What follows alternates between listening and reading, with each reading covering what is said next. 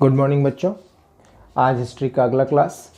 अब तक की कहानी में आपने पढ़ा कि जैकोबिन क्लब के या जैकोबिन गवर्नमेंट के जो चीफ थे, जिनका नाम था मैक्सिमिलियन रॉबेस्पियरे, उनकी हत्या कर दी गई और उसके बाद जो बदलाव आए उसके बारे में हम आज के क्लास में पढ़ेंगे। एक बार फिर से एक नई प्रकार के गवर्नमेंट की स्थापना फ्रांस में हुई और इस गवर्नमेंट को कहा गया डायरेक्टरी गवर्नमेंट। टॉपिक है आपका ए directory rules France. Directory rules France. क्या बातें थी इसमें, क्या उसमें भिन्नताएं थी, क्या अलग था पहले वाली गवर्नमेंट से, इस सारे बातों को हम जानेंगे, समझने का प्रयास करेंगे। सबसे पहले तो एक बार फिर से जब डायरेक्टरी रूल्स लागू हुआ तो मिडिल क्लास के लोगों के हाथ में पावर चला आया। जैसा कि आपने पढ़ा, सबसे पहले 1789 में जब क्रांति हुई तो उस समय भी मिडिल क्लास के लोगों के ही हाथों में पावर्स आ गए थे और वहाँ पे पैसिव सिटीजन और एक्टिव सिटीजन के रूप में लोगों को क्लासिफाई किया गया और वोट देने का अधिकार सिर्फ पैसिव सिटीजन्स के पास था। वैसे लोग जो कि रिच थे या कहें तो जो उस समय एबल लोग थे, यानी जिनके पास प्रॉपर्टी होती थी, ऐसे लोगों को ही वोट देने का अधिकार दिया गया। उसमें कंडीशंस लगाए गए कि 3 दिन के वेजेस के बराबर जो लोग टैक्स पे करते हैं वही लोग वोट दे पाएंगे, बाकी लोग वोट नहीं दे पाएंगे। तो इसमें जो गरीब लोग थे वो बाहर हो गए। इस क्लासिफिकेशन की वजह से जो गरीब लोग थे वो पैसिव सिटीजन की कैटेगरी में चले गए, वो एक्टिव सिटीजन की कैटेगरी से बाहर हो गए।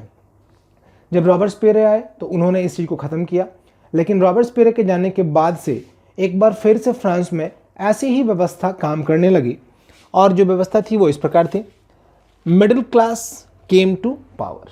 मिडिल क्लास पावर में आ गया, यानी मिडिल क्लास के लोगों ने एक बार फिर से सत्ता पे अपना कमांड स्थापित कर लिया। दूसरी बात, formation of 2 elected legislative councils. इन्होंने 2 लेजिस्लेटिव काउंसिल्स की स्थापना की जो कि एक्सक्यूशन का काम करती थी, जो कि कार्यपालिका के रूप में काम करती थी, काम करने का काम करती थी। आप ऐसा समझ लें, कानून बनाना और उसको इम्प्लीमेंट करने का काम ये लेजिस्लेटिव काउंसिल्स किया करती थी और इसके लिए 2 लेजिस्लेटिव काउंसिल्स की स्थापना की गई।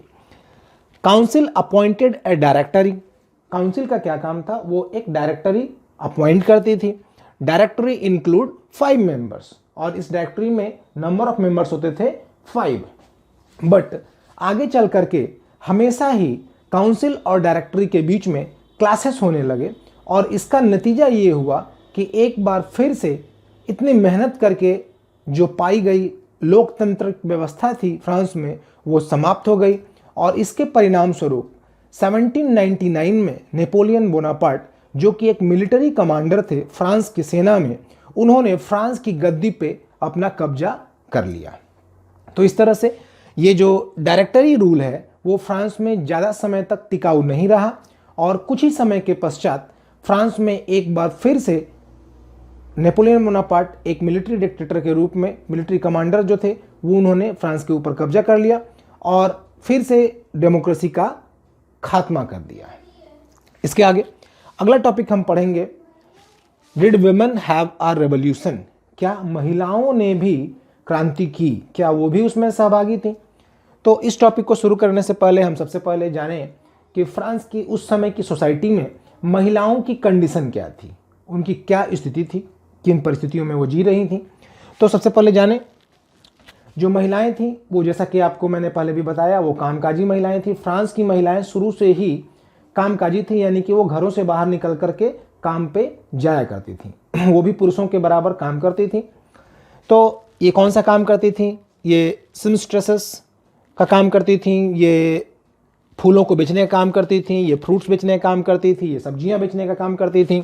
इसके अलावा ये लोग बड़े बड़े लोगों के यहाँ, पैसे वाले लोगों के यहाँ डोमेस्टिक सर्वेंट के रूप में काम करती थी।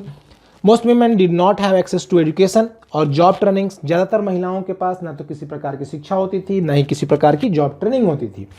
इसके अलावा उनकी जो वेजेस थी, their wages were lower than those of men. इनका जो मेहनताना था, इनको काम करने के उपरांत जो पैसा मिलता था वो उस समय पुरुषों की अपेक्षा काफ़ी कम मिलता था। तो कुल मिलाकर के बात यह है कि महिलाओं की स्थिति उस समय के फ्रांस में काफ़ी बुरी थी।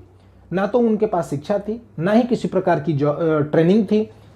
वो घरेलू कामकाजी महिलाओं के रूप में घरों में खाना बनाना, बच्चों को पालना और वक्त मिले तो और दूसरे काम जैसे फल बेचना, सब्जी बेचना, पैसे वाले लोगों के घरों में नौकरानी के रूप में काम करना, इस तरह के काम वो किया करती थी। तो कुल मिलाकर के महिलाओं की स्थिति काफ़ी दयनीय थी, काफ़ी बुरी थी। आज की परिस्थितियों की भांति नहीं थी। उस समय की जो फ्रांस की महिलाओं की स्थिति थी वो काफ़ी बुरी थी। तो इसमें पढ़ाई का अधिकार जो था वो कुछ एक महिलाओं के पास थी, कुछ एक लड़कियों के पास था, जो कि पैसे वाले लोगों के घरों में जिनका जन्म होता था वैसी लड़कियां वो कन्वेंट में जाया करती थी। इसके अलावा मोस्टली महिलाएं मोस्टली लड़कियों के पास पढ़ाई का अधिकार नहीं था, वो पढ़ लिख नहीं पाती थी। कम उम्र में ही उनके माता पिता उनका विवाह कर देते थे और इस प्रकार उनके जीवन पर पूरी तरह से उनके माता पिता का अधिकार था। आगे क्या बदलाव हुए इसके बारे में मैं आपको आगे बताऊंगा। तो बात करेंगे हम कि महिलाओं ने कौन कौन से कदम उठाए अपने आप को इक्वलिटी दिलाने के लिए, यानी उस समय की महिलाओं ने वो कौन कौन से काम किए जिससे कि उनको पुरुषों के बराबर समानता का अधिकार मिल पाए। सबसे पहले बात करेंगे step taken by women to get equality. पहली बात, they started political clubs and newspapers. उस समय की फ्रांस की महिलाओं ने बड़ी संख्या में, कहा जाता है करीब करीब 60 की संख्या में पॉलिटिकल क्लब्स बनाए और इन्होंने अपना न्यूज़पेपर प्रकाशित करना शुरू किया, न्यूज़पेपर छापना शुरू कर दिया। अपनी बात को समाज के लोगों तक पहुंचाने के लिए इन्होंने अपना खुद का न्यूज़पेपर छापना शुरू कर दिया। दूसरा काम क्या किया, अब इसमें से फेमस क्लब्स कौन कौन से हैं, द सोसाइटी ऑफ रेवोल्यूशनरी और दूसरा रिपब्लिकन वुमेन। ये दो उस समय के फेमस क्लब्स हैं जिनकी स्थापना उस समय की महिलाओं ने की और इसका काफ़ी ज़्यादा लोगों में इसकी लोकप्रियता बढ़ी। महिलाओं के बीच में खास करके इसकी लोकप्रियता काफ़ी बढ़ी और बहुत बड़ी संख्या में महिलाओं ने इन क्लब्स को ज्वाइन किया। उनके डिमांड्स क्या थे, क्या उनकी मांगें थी, इस पे बात करेंगे। सबसे पहले, they want to enjoy same political right as men. ये पुरुषों की भांति उनकी तरह जैसे पुरुषों को पॉलिटिकल राइट्स मिले हुए थे, वो चुनाव लड़ सकते थे, वोट कर सकते थे और पब्लिक रिप्रेजेंटेटिव बन सकते थे, ऐसी ही डिमांड महिलाओं की भी थी, वो भी चाहती थी। 1791 में जब नया संविधान लिखा गया नेशनल असेंबली के द्वारा, उस समय भी उन्हें वोटिंग राइट्स नहीं दिया गया। इससे वो काफ़ी डिसअपॉइंट हुई, काफ़ी निराश हुई और इन्होंने लगातार अपनी मांग को जारी रखा। दूसरी बात, वो राइट टू वोट चाहती थी, यानी वोट देने का अधिकार चाहती थी। तीसरी, to be elected to the assembly, ये असेंबली में इलेक्ट होकर के जाना चाहती थी। टू होल्ड पॉलिटिकल ऑफिसेस, और ये चाहती थी कि उन्हें भी पॉलिटिकल ऑफिसेस का काम जिम्मेदारी मिले, यानी सरकार के बीच में वो एक पब्लिक रिप्रेजेंटेटिव के रूप में अपने आप को रिप्रेजेंट कर सके, वो भी देश के लिए कर सके, वो भी सरकार को चला सके, ऐसी महिलाओं की इच्छा थी। और इसके लिए उन्होंने अपने आंदोलन को और ज़्यादा बढ़ाया और आगे चल करके फिर उसमें उन्होंने काफ़ी हद तक सफलताएं भी पाई। महिलाओं की स्थिति पे बात कर रहे थे हम। ऐसा नहीं था कि फ्रांस में किसी भी सरकार ने महिलाओं के लिए कुछ भी नहीं किया। जब नेशनल असेंबली की गवर्नमेंट चली गई और मैक्सिमिलियन रॉबेस्पियर की सरकार आई, जिसे हम जैकोबिन गवर्नमेंट के नाम से भी जानते हैं, तो उन्होंने महिलाओं के अपलिफ्टमेंट के लिए काफ़ी कुछ किया। कौन से वो काम थे जो जैकोबिन गवर्नमेंट ने किया या कहें तो रॉबेस्पियर की गवर्नमेंट ने किया। सबसे पहले, government create state school for girls. सरकार ने लड़कियों को शिक्षा देने के लिए राज्य स्तर पर स्कूलों की स्थापना की, स्कूल बनाए गए। दूसरी बात, schooling was made compulsory for all girls. सभी लड़कियों के लिए स्कूल जाना और पढ़ाई करना कंपल्सरी कर दिया गया, यानी अनिवार्य कर दिया गया। अब हर लड़की, चाहे वो गरीब हो अमीर हो, उसे स्कूल जाना था और शिक्षा हासिल करना था। तीसरा काम, their father could no longer force them into marriage against their will. जैसा कि आपको मैंने पहले बताया कि उस समय लड़कियों की शादी काफ़ी कम उम्र में उनकी मर्जी के खिलाफ कर दी जाती थी।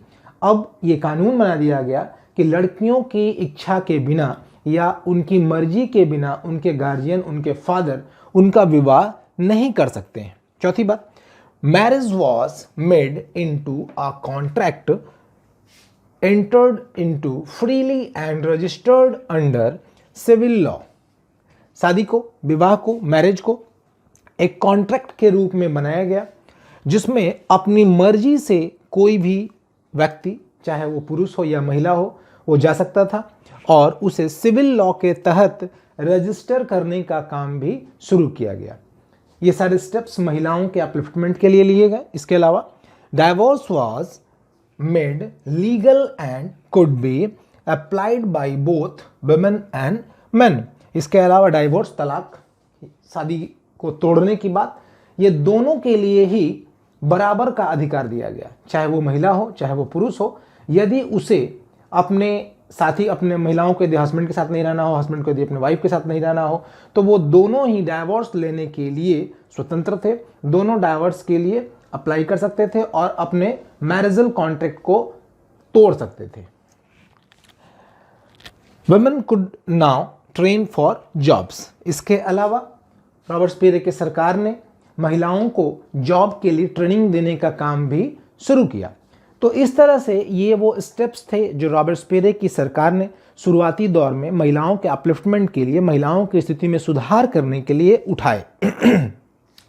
हालांकि इसके अलावा और भी बहुत सारे ऐसे काम थे जो कि रॉबर्ट्सपियरे सरकार ने किए, जिसका नुकसान भी महिलाओं को हुआ। जैसे रॉबर्ट्सपियरे की सरकार, जैसा कि आप जानते हैं कि वो सेंसरशिप के लिए जानी जाती थी और अपने राजनीतिक प्रतिद्वंदियों को, अपने पॉलिटिकल कंपिटिटर्स को बिल्कुल ही समाप्त करने के लिए जानी जाती थी। तो इन्होंने बहुत सारे ऐसे क्लब्स को बैन कर दिया। बहुत सारी बड़ी बड़ी महिलाओं की जो नेताएं थीं उनको इन्होंने कैद कर लिया, उनको जिलोटिन पर चढ़ा दिया, उनकी हत्या कर दी, ये कह सकते हैं। तो इस तरह से रॉबर्ट्सपियरे की सरकार ने महिलाओं के अपलिफ्टमेंट के लिए तो काम किए, लेकिन साथ ही उनके क्लब्स को इन्होंने बैन कर दिया, उनके पार्टीज़ को इन्होंने बैन कर दिया और इस तरह से उनको नुकसान पहुंचाने का काम भी इन्होंने किया। तो कुल मिलाकर के बात यह है कि फ्रांस में महिलाओं का संघर्ष अभी थमा नहीं था और आगे आने वाले 2 सदियों तक महिलाओं को अपने पॉलिटिकल राइट्स के लिए संघर्ष जारी रखना पड़ा। ये एक लंबी लड़ाई थी जो कि इन्होंने लड़ी और इसका असर सिर्फ फ्रांस ही नहीं बल्कि उसके आसपास के यूरोप के दूसरे देशों पर भी पड़ा, जिसके वजह से यूरोप के दूसरे देशों की महिलाएं भी एकत्रित हुई, एकजुट हुई और इन्होंने अपनी पॉलिटिकल पार्टीज बनाई और अपने पॉलिटिकल डिमांड्स को अपने जो भी गवर्नमेंट थे वहाँ पे उससे इन्होंने मांगना शुरू किया। तो इस तरह से ये एक ऐसा रेवोल्यूशन था जो कि काफ़ी बड़े पैमाने पर फ्रांस ही नहीं बल्कि यूरोप के राजनीति को भी इसने काफ़ी प्रभावित किया। और फाइनली कहें तो 1946 में जाकर के फ्रांस में महिलाओं को वोटिंग राइट्स प्राप्त हुए, यानी कि एक बहुत बड़ी लंबी लड़ाई लड़ने के बाद महिलाओं को अपने अधिकार की प्राप्ति हुई। तो इस तरह से फ्रांस में महिलाओं को काफ़ी ज़्यादा संघर्ष करना पड़ा अपने पॉलिटिकल राइट्स को पाने के लिए और बहुत लंबी लड़ाई लड़ने के बाद 1946 में उन्हें आखिर में सफलता मिली।